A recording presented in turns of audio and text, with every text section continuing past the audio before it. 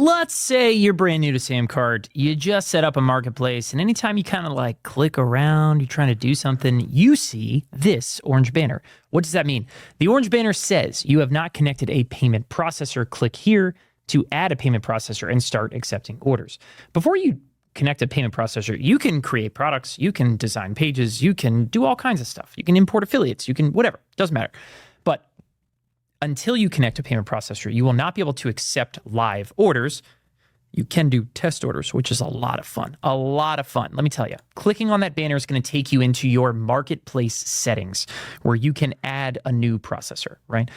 This is Stripe, Braintree, EasyPay Direct, PayPal, Authorize.net. There's a lot of different options available. What we recommend, right, if you're a Stripe user, check out SamPay. And if you haven't have one yet, set up SamPay, right? Click here right now. It says, if you don't have a processor, set it up. SamPay is our partnership with Stripe. It basically allows us to build a bunch of really cool technology on top of SamPay, right? So you can come here and click set up now. If you already have one of these other ones, you can come and set those up too. So if you're an existing Stripe user, right, you can set up SamPay and actually log into your existing Stripe account and kind of convert to a SamPay account, which is awesome and gives you some extra added features. Connect to PayPal, connect to Stripe, connect to whatever. My default is to tell you to set up SamPay, right? So very, very, very simple. Click on the banner at the top or click on SamPay. You basically go ahead and I would, start plugging in SamPay demo.